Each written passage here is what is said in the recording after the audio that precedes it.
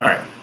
And welcoming you to the Prep Select podcast here on the Coach's Corner segment that we're going to kick off here this evening. Pleased to be joined once again with, well, not once again, but pleased to be joined with Morgan Crawford, founder of the Moxie League, and as well joining us here this evening is Audrey Harris, the head coach of the Bishop State Community College girls head coach here this evening. Coaches, we appreciate the time as always for taking a few minutes to talk to us. I know right now is probably your busiest time of year. Morgan, I kind of want to start off with you, like we said, founder of the Moxie League. If you can just kind of start off by giving us a little bit of background about you, what kind of made you start the Moxie League, kind of what your goals are, and kind of what it's been like being the founder of it so far. Sure. Thank you, Trevin. Thank you for having us on. I appreciate it. I'm excited to meet with you guys and tell you more about what we're doing down here in Mobile. But the Moxie League pretty much was birthed from my own experiences. I played college basketball, and then I became a college coach later on, and it really just gave me an opportunity to see both sides. Um, it gave me an opportunity to see what younger kids were missing, as far as making the connection between player and transitioning to the college level. And so I wanted to create something to help them make an easier transition. And I figured the best way to do that was to get a bunch of women that have been there and done that together so that we could mentor them and give them information and share our resources and networks to help them make a smoother transition to college.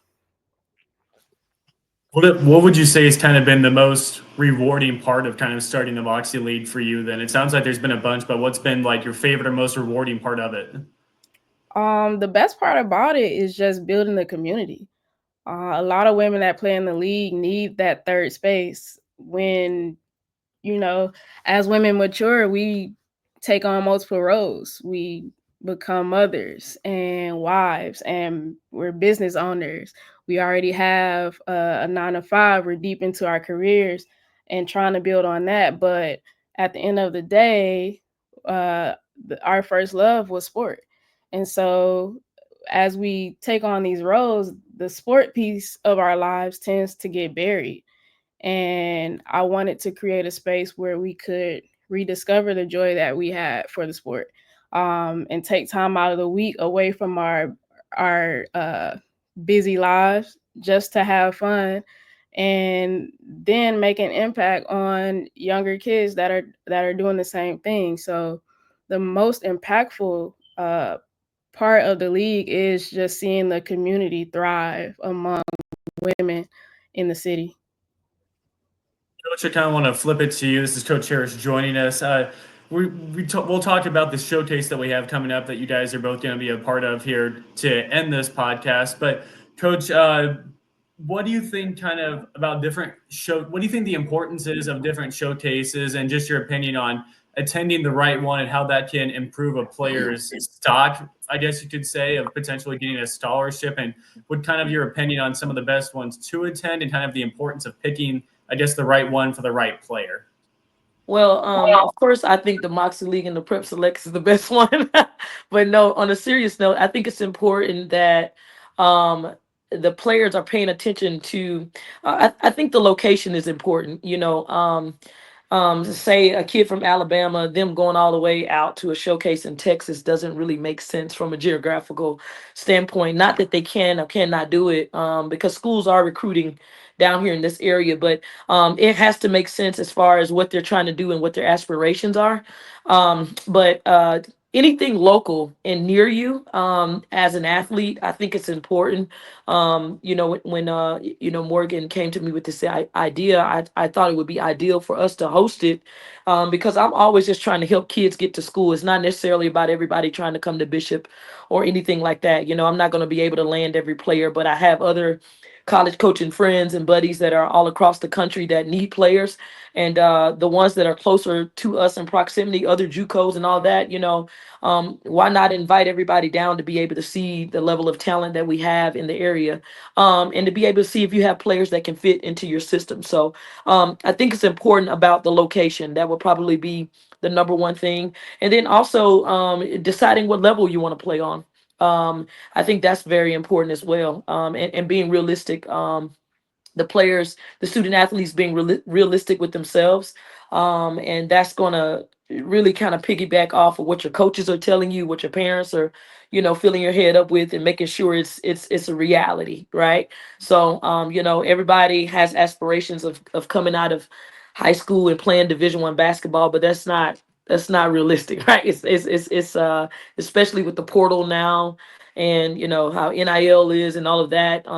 Kids coming out of high school are not getting highly recruited to the Division I level as much as they would have in the past. So Mhm. now college coaches are going to JUCO, and to the transfer portal to get these types of players with experience.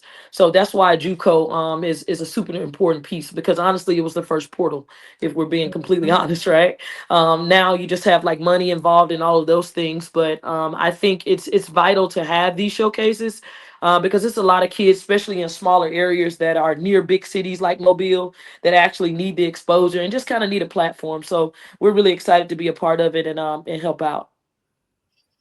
Yeah, absolutely. We'll obviously talk about the portal here in a few minutes as well, but I kind of wanted to stick in. This is for both of you or either one of you, whoever has the strongest opinion on it, but kind of some of the strategies that you've seen. Obviously, the goal is to have players be successful both on the court and off the court. What have both of you guys kind of seen to have them be sure to be successful both in the classroom as well, so they can stay eligible on the court, and just get your opinions on how to make them successful there as well? Well, the number one thing I would say is time management. Um, I think when kids come from high school, college is a big jump as far as their workload, practice schedule, weight room is. We have film sessions. We just have so many more things that don't come into play from the high school level. So really, them getting them to balance and manage their time and prioritizing correctly, right? So I this year, well, every year, I kind of allow my girls to have jobs during the summer and things like that. And if it, part-time jobs, if it gets to the point where I feel like they're prioritizing going to work, in front of their classroom and getting to practice and all that, I kind of get onto them about that, because now you're trying to put something, the cart before the horse, you know what I'm saying? And it's just not going to work. You're a student athlete first. So it's important that they understand like the order and the priorities, and the time management is like super important. Yeah, absolutely. Morgan, can you talk a little bit about the transition that high school kids have making jumping into the collegiate level, and kind of what's that like, and kind of some of the biggest things that can help them? It's a big transition, right? Kind of some of the biggest things that they can do to kind of help them make that transition successfully that you've seen. Yeah, I think Coach hit on a huge one, which is the time management piece. Because again, once you get to college, you are going to have a load of responsibility that you may not have had at the high school level. So it's really important to establish your goals. Like what do you want to be successful at? And how can you help yourself do that? And so prioritizing, like she said, what's important, what's not, prioritizing sleep, prioritizing your nutrition, prioritizing your social life. That's gonna really help you make a smoother transition. And then just being as from an athletic standpoint, I think being in shape, because when you get to college, you're gonna start learning a lot more too. And the worst position you can be in is, trying to learn and think and being out of shape. So if you want to help yourself, make a good transition, or be able to withstand a practice on top of learning as much as you're gonna learn at the college level, be ready, go in shape. And it sounds simple, but I think it's a game changer um, for a first year college student. Coach, I kind of wanted to get your opinion as well. this might go along with some of the other stuff that you talked about earlier, but maybe there's an under the radar kid on a different high school team that may be looking for a showcase event or looking for some way to kind of grab some collegiate attention somewhere, some way, and he feels like, man, I'm not getting that attention right now. What kind of tips do you have for maybe somebody who's a little bit under the radar that's kind of struggling to get that attention, and kind of what he can do to kind of help himself out and get seen by a few colleges or universities or whatever you may have? I think the number one thing that a lot of people are pretty much catching on to now is social media. I can't stress enough how important it is to have a great digital footprint. As a student athlete, really as a coach, as an organization, anybody. If you're trying to get something done in this day and age, everything is digital. So Twitter, Facebook, Instagram, and just put yourself out there. Email is cool, but honestly, we get thousands and thousands of emails a day. But putting yourself on other platforms, such as like Field Level, that's a great recruiting platform. I get a lot of information from and connect with a lot of coaches on there. It's kind of like the LinkedIn of recruiting and coaching. It's a really, really great platform. I definitely use it from time to time and able to connect with some athletes on there. But social media is one of the number one things that I feel like can really get you the recognition that you're looking for, and just really kind of putting in the legwork as far as like getting you some highlights, you know, putting out there as far as like what other offers you have. Honestly, some kids can put out offers that they've gotten to offer, and all the other offers will just come in. You know what I'm saying? Depending on the type of league that they're in, depending on the competitive nature of the other coaches, and how, hey, if they looking at her, that means I can get her. And it kind of works like that. To be completely honest, so I think it's important to have a great digital footprint. Like social media is imperative. Yeah, I agree, coach. And I think you also have to be realistic with your skill set. Um, Seek out the schools that you feel that you can play and be aggressive. A lot of players think that offers are gonna fall out of the sky because they play good. I mean, we coaches may not see you. So you need to make sure they see you, and you need to be ready to show them what you have. I can't tell you how many players I talk to that they don't have film readily available to send. They think clips work. You need full game film. And So full game film. Yeah, I was just about to say full game film. full game Highlights film. are great, but full game film.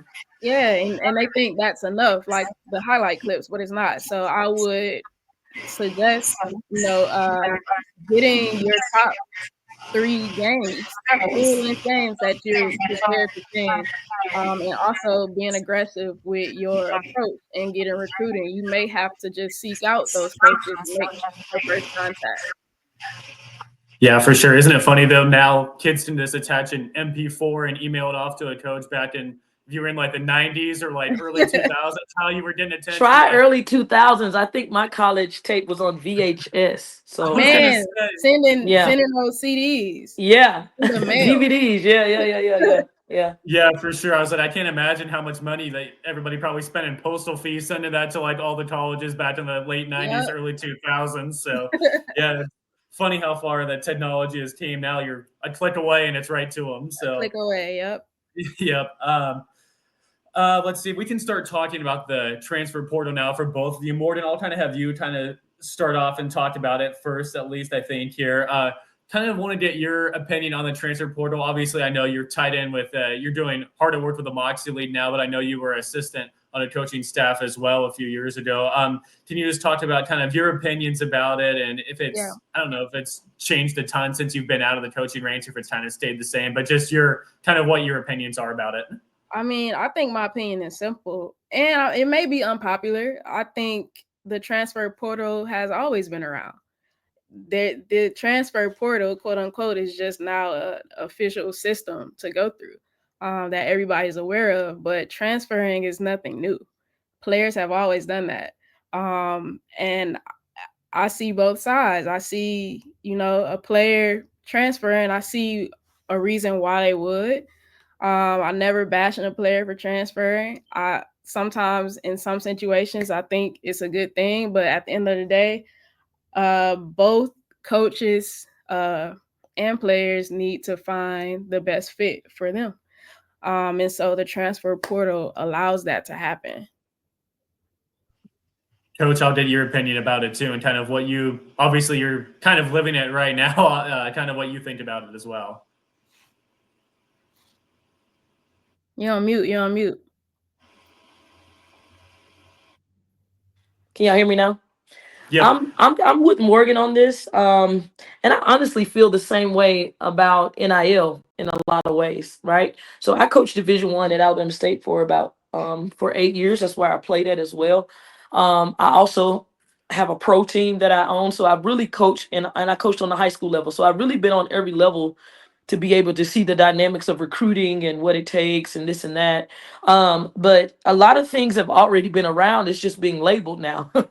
JUCO literally where transfers came from, like in the first place. So now I think JUCO is being utilized in a much better light because with the new rule and everything, the kids being able to get actually developed um before they get there. It's not like you're just like the kids that I recruit now. Well, back in the day, JUCO was a place where, if you didn't have good grades or you're delinquent or whatever the case may be, and this was only because coaches had to get freshmen, right? Had to get freshmen, bring them in, work them for 2 to 3 years. Hopefully they get better by the fourth year.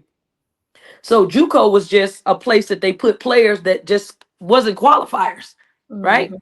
Now it's just so different. I don't even if kids don't have grades, I don't even look at them. All the kids I recruit are qualifiers. Okay, because the whole point of me bringing you in is to help you to get to the next level, whether that's for 1 year or for 2 years. You know what I'm saying? So I think that it's always been around. I'm not a huge fan of the whole they're transferring to 4 and 5 schools. Like it's to me, it's not showing a level of commitment and dedication that student athletes need to be able to trust the process and grow in programs. So that little part I don't quite agree with, but I think kids should be able to go play where they want to play. Now, the majority of these kids hopping in the portal are hopping in because they're not playing. That's because number one, they ain't had no business going to that level in the first place because they're not ready. Right. Right? Yeah. Yep. So they Yep. should have gone to JUCO, honestly. And honestly, in my opinion, if you're not like a 5 star or Juju or anybody, like JUCO is like a great route to develop because think about it. Most kids are not ready to like their junior year on the Division 1 level. On the Power 5 level, sophomore, junior, you're gonna have some freshmen, but we can count those on our hand how good the freshmen are. You know what I mean? And those are like dime a dozen. Like it's not all the Wait your time. turn. Yeah. So I think it's been around. Um, I'm not necessarily opposed to it. I am opposed to them not putting a restriction on how many times you can do it because I think the reasoning behind why a lot of these kids are leaving is because they don't want to do the work. They want to kind of go somewhere and somebody give them something. They're not committed. They don't want to, you know what I mean? So that's Yeah. the TikTok generation, as I call them. They want instant gratification, right? So, but that and NIL, I mean, all that stuff has really been around. They just labeled it and made it legal. That's Made it legal. it. Like, Yeah, Made it yeah, for official. sure. yeah.